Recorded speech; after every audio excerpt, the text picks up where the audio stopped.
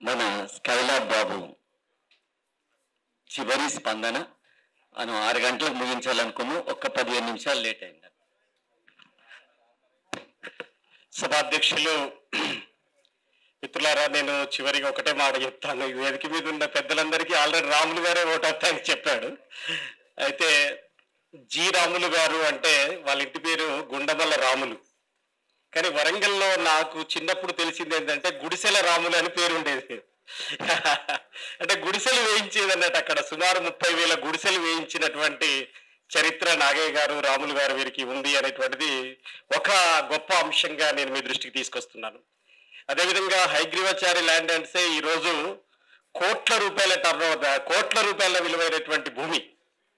ఆ భూమి రావటం వెనకాల ఇక్కడ ముగ్గురు ముఖ్యమైనటువంటి అతిరథులు ఉన్నారు, అతిరథ మహారాజులు. కాకి మాధవరావు గారు ఉన్నారు, అట్లాగే జస్టిస్ చంద్రకుమార్ గారు ఉన్నారు, అట్లాగే జి రాములు గారు ఉన్నారు. అసలు తెలంగాణ ప్రభుత్వం హైకోర్టు జడ్జిమెంట్ వచ్చిన తర్వాత ఈ ముగ్గురిని పిలిచి సత్కరించాల్సి ఉండే. ఆ పొరపాటు చేసి ఉన్నారు వాళ్ళు.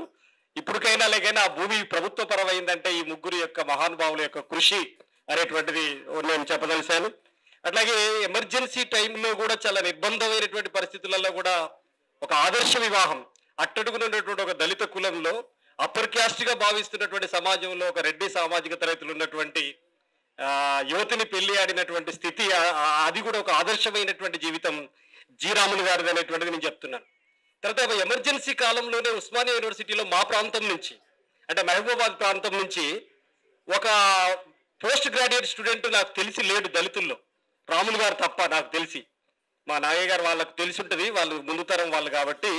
అట్లాంటి ఉన్నత చదువులు చదువుకున్నటువంటి నాయకుడు గారు జి రాములు గారు ఉన్నారు. అది ఒక గొప్ప విషయం అనేటువంటిది.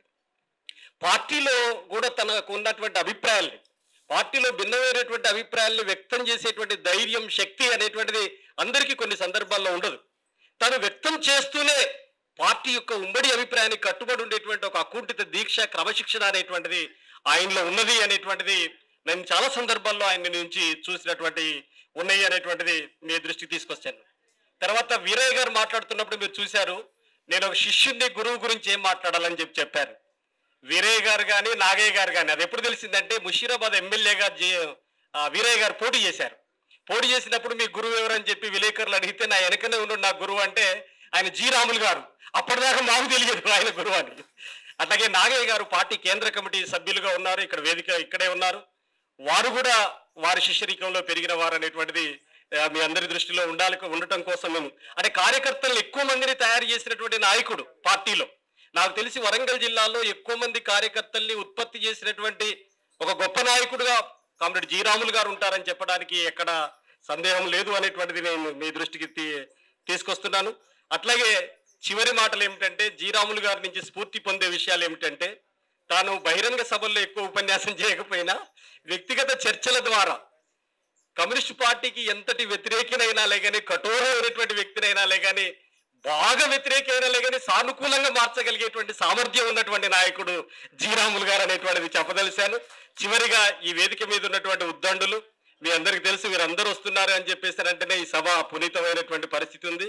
హాజరైనటువంటి ప్రతి ఒక్కరికి, మాధవరావు గారు అంటే నాకు తెలిసి మా ఊర్లో ఒక చిన్న ఘటన చెప్పి నేను ముగిస్తాను. మా ఊర్లో ఒక కాంగ్రెస్ పార్టీ నాయకుడు చర్చించేది, అరే మనందరికీ భూములు వచ్చినాయి, ఇందిరాగాంధీ తల్లి ఇచ్చిందిరా అని చెప్పేసి అంటే మా నాన్న మాట్లాడేది, ఏ ఇందిరాగాంధీ తల్లిరా, మా మాధవరావు దేవుడు కాదురా, మాకు భూమి ఇచ్చిందని ఇట్లా తలకాయ వేసి ఇట్లా చెప్పేది. మా మాధవరావు గారు దేవుడు రా అని చెప్పేది.